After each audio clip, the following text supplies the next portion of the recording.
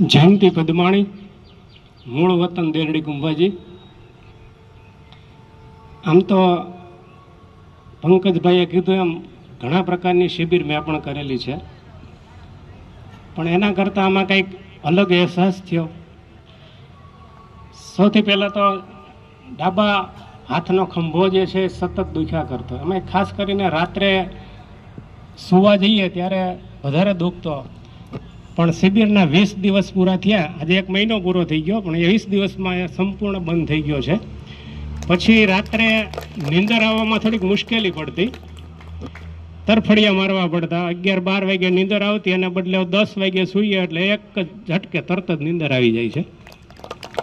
અને આખો દિવસ આમ સ્ફૂર્તિનો અહેસાસ રહે છે. નહીં તો આમ ઢીલા ઢીલા રહેતા, પણ સતત સ્ફૂર્તિ રહે છે. એટલે સ્ફૂર્તિવાળું શરીર થઈ ગયું. અને દરરોજ સવારે અદૃશ્ય નાસ્તો પણ હું કરું છું, એટલે અદૃશ્ય નાસ્તાની પણ એવી તાકાત છે. અને અહીંયા જે કંઈ પ્રયોગો કરાવવામાં આવે છે એની પણ એવી તાકાત છે.